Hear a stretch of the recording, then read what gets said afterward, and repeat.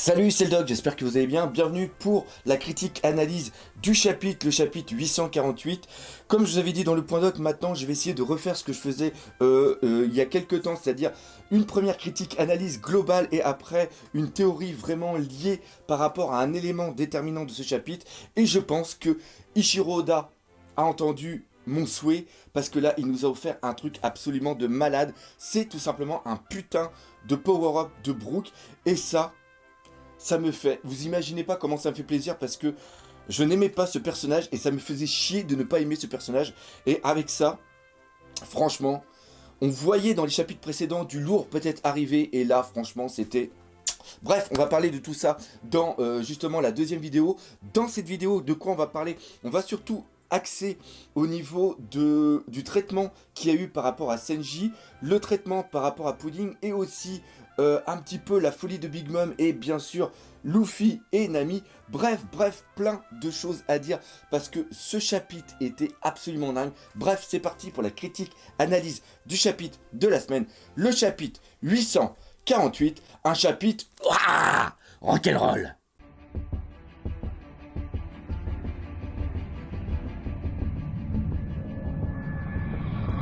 Donc voilà, il y en a certains, ils doivent se dire, putain, le doc, est-ce qu'il prend toujours ses médicaments ou tout? La fin de l'intro, je l'avoue, elle était un petit peu what the fuck, mais c'est pas grave, faut toujours, j'aime bien trouver un petit truc pour finir mes intros, et puis là, j'avais trouvé ça dans la tête, je pensais pas que j'allais le faire aussi, waouh. Donc voilà, ça c'est une petite dédicace à Raki qui est un fou de hard rock, rock heavy metal rock, enfin tous les trucs comme ça.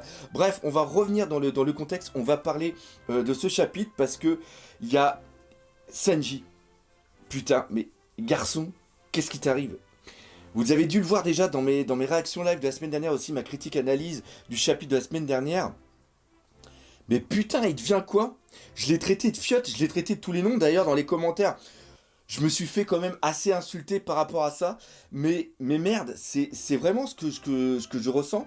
Et il y a un truc qui est bizarre, quoi. Je veux dire que on nous a dit que Ichiro Oda nous a dit en fin 2016, c'était au Fiesta Jump, le sort de petit truc qu'il y a tous les ans en fin d'année où ils font un petit récapitulatif de ce qui s'est passé au niveau des mangas. Ichiro Oda n'a pas pu venir, mais il avait laissé un texte en disant vous allez voir, l'année 2016 va être l'année de Sanji. Et quand on voit le départ avec tout ce qui s'est passé au niveau de Zou, tout ce qui s'est passé après, les révélations par rapport à son passé et tout, il y a eu une hype qui a fait ça. Puis là, sur la fin de l'année, c'est en train de se casser la gueule, mais merde, Senji, que t'arrive-t-il? Et on ne te reconnaît plus. Tu n'es plus le Senji qu'on a aimé.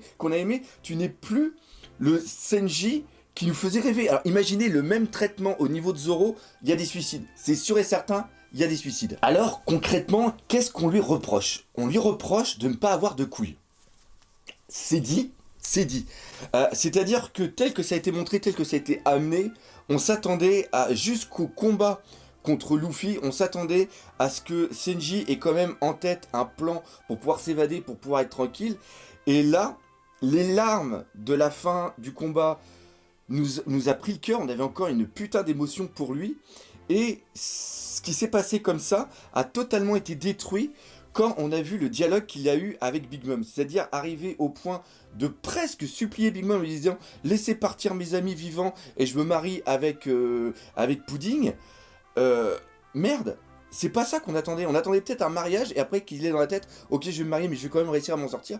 Là, on le voit totalement parti. Après, dans le dernier chapitre, il est carrément à côté d'une fenêtre en train de pleurer.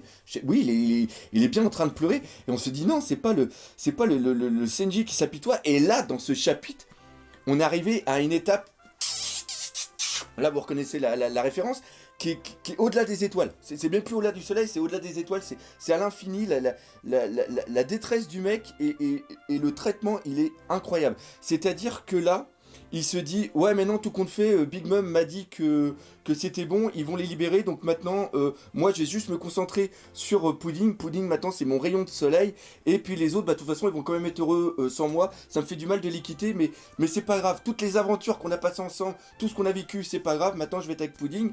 Et après, ce crétin va dans le jardin et va cueillir des roses blanches, parce que là il n'y a pas de couleur sur les roses, donc des roses blanches, mais putain garçon, tes roses, tu sais où tu peux te les foutre tes roses, voilà ce qu'on ressent, mais putain, ne va pas cueillir tes putains de roses avec des cœurs dans les yeux. Putain, mais c'est n'importe quoi. Et là, ça pose une question qui est encore pire. Vous inquiétez pas, je vais me calmer, je vais prendre mes cachets, ça va aller beaucoup mieux. La question que personnellement je me pose, et je ne sais pas si vous l'êtes posée, c'est comment va se passer son retour dans l'équipage.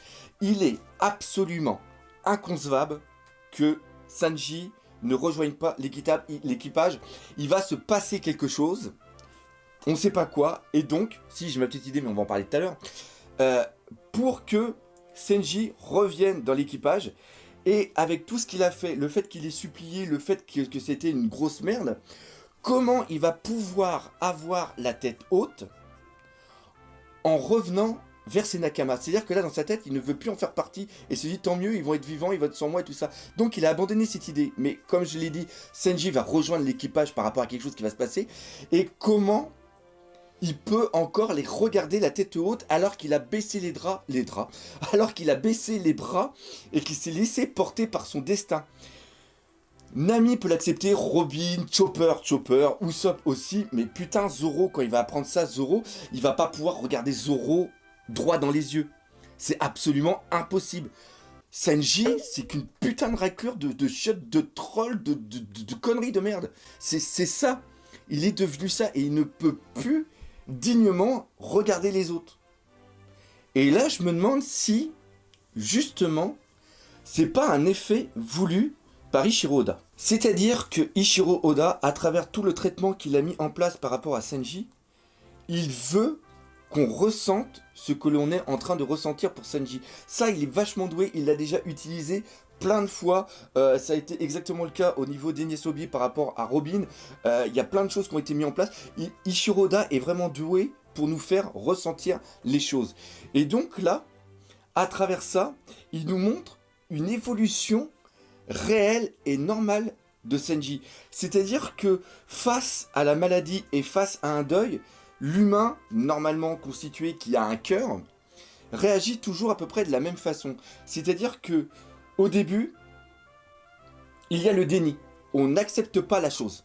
Et c'est un petit peu ce qui se passe au début avec Sanji. Après, il y a la colère. La colère, on la voit complètement contre son père, contre sa famille, contre ses anciennes racines. Il y a la colère qui est vraiment ici. Et il y a aussi l'espoir de se dire, non, c'est quelque chose de se dire, j'ai encore les moyens de faire face.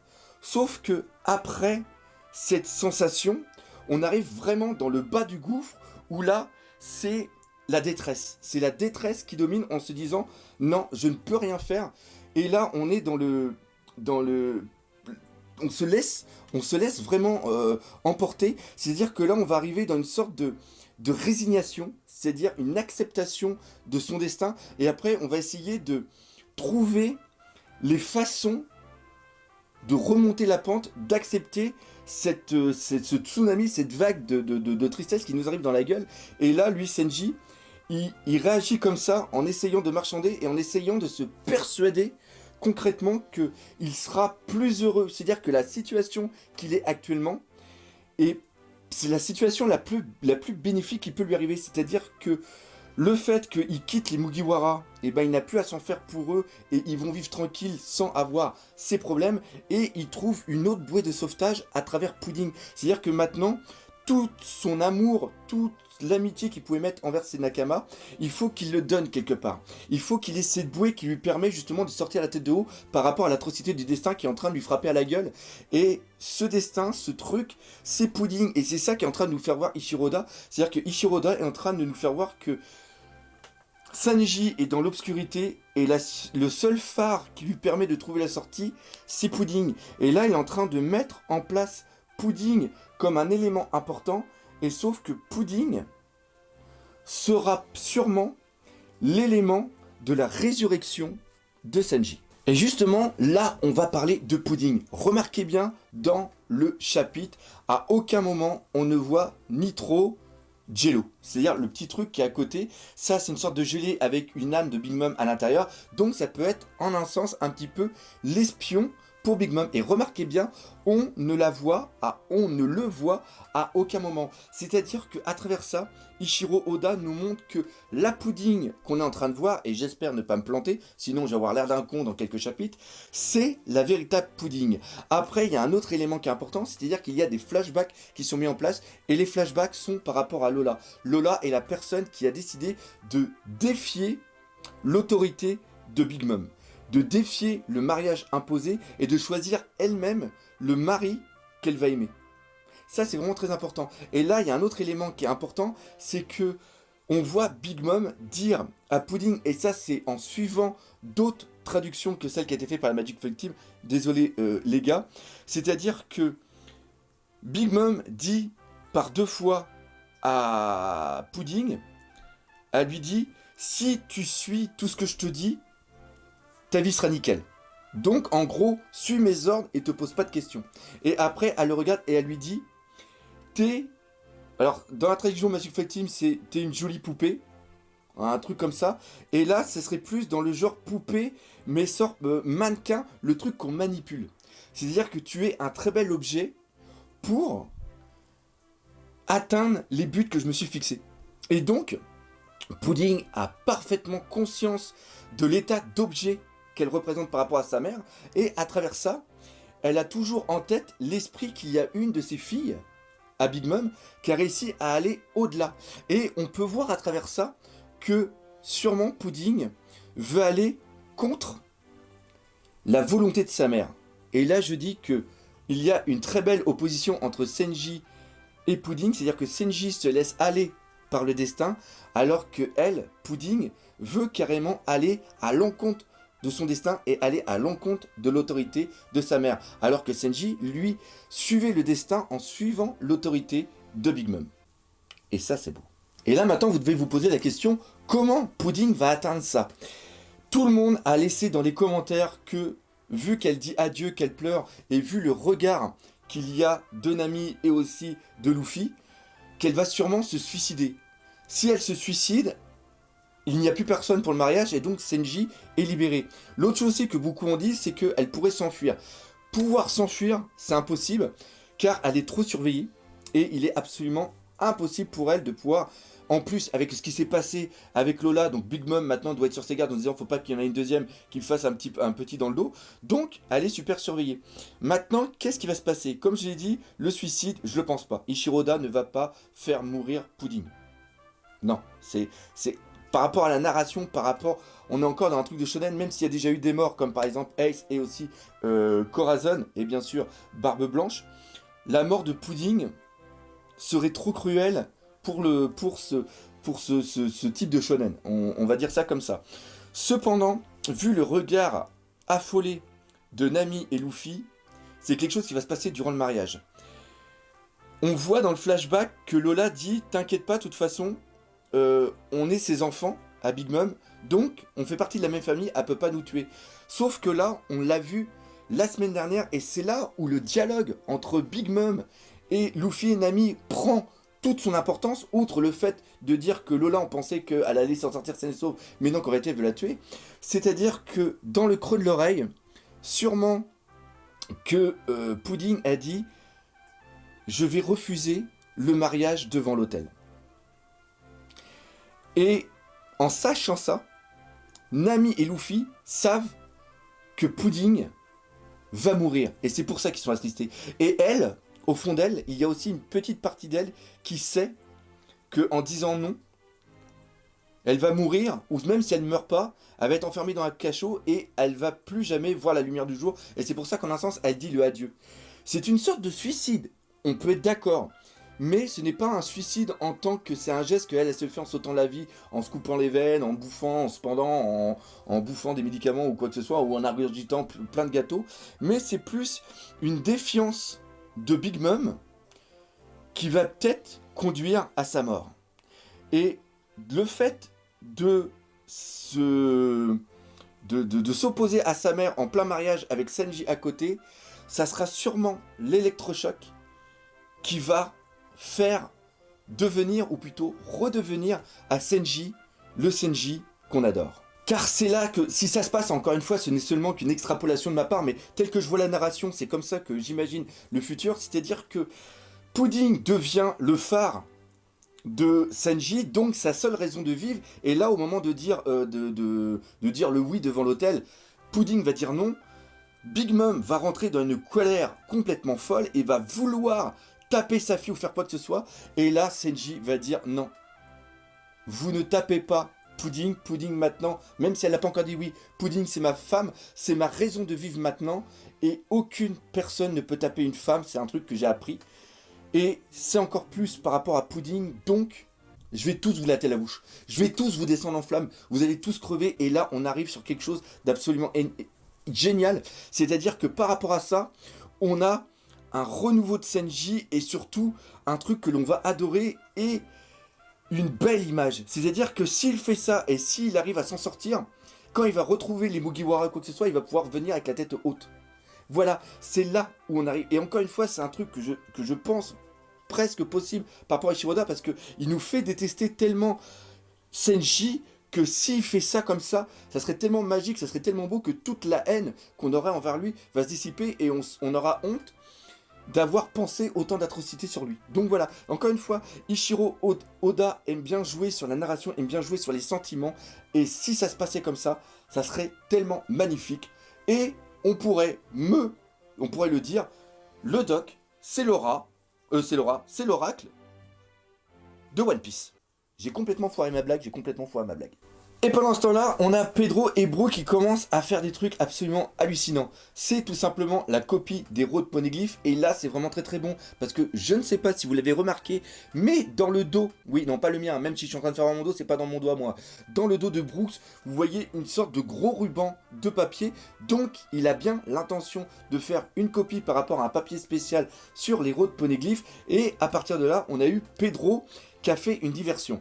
Là, on peut voir que Tamago, c'est pas le dernier des imbéciles, c'est quelqu'un d'intelligent, et ça, on l'avait déjà vu, rappelez-vous, sur l'île des hommes poissons, quand Big Mom, elle est en train de péter les plombs parce que Luffy a bouffé tous les bonbons, et là, il propose le trésor, et là, Big Mom, elle n'a absolument rien à carrer, sauf que Tamago a dit, attendez Big Mom, là, on s'est fait attaquer par justement Kid et son alliance, les bateaux ont complètement coulé, ils sont détruits, donc grâce à ces torts-là, on peut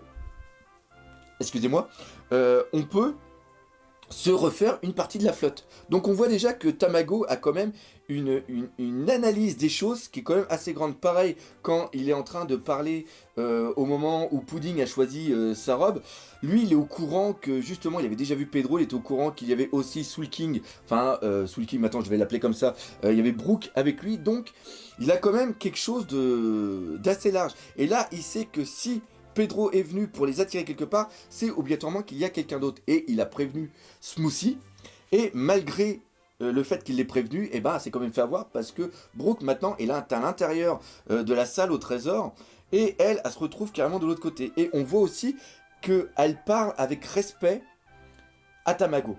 Là, ça ne montre pas que Tamago est plus puissant que Smoothie, mais il y a un truc qu'on disait à l'armée, c'est que souvent, ou non, plutôt parfois, la fonction surplante le grade. C'est-à-dire que c'est pas parce qu'il y a une personne qui est plus gradée que moi que je ne peux pas lui donner des ordres si ma fonction l'impose. C'est-à-dire que là, le fait que Tamago soit un stratège et qu'il essaye de résoudre le problème par rapport à Pedro Brooks et aussi le vol possible des poneglyphes, eh bien, Smoothie suit les ordres de Tamago. Voilà, alors ça c'est un truc important parce que là on a commencé à lire sur certaines choses que Tamago serait hyper puissant parce que justement l'autre qui a presque 1 milliard de berries de primes, elle lui parle avec respect. Mais voilà, c'était juste pour remettre les choses en place. On voit aussi qu'elle a des très longues jambes, donc est-ce qu'elle fait partie de la tribu des longues jambes? Ça aussi c'est une très bonne question. Et voilà, Pedro, très bonne utilisation, très puissant. Là on le voit, très rapide, ça fait plaisir, et on avance vers quelque chose, c'est-à-dire une future confrontation entre Tamago et Pedro. Et on sait que justement, Pedro et aussi Pecoms ont été neutralisés à l'époque quand ils étaient venus voler les poneglyphes pour justement Nekomamushi et Inuarashi.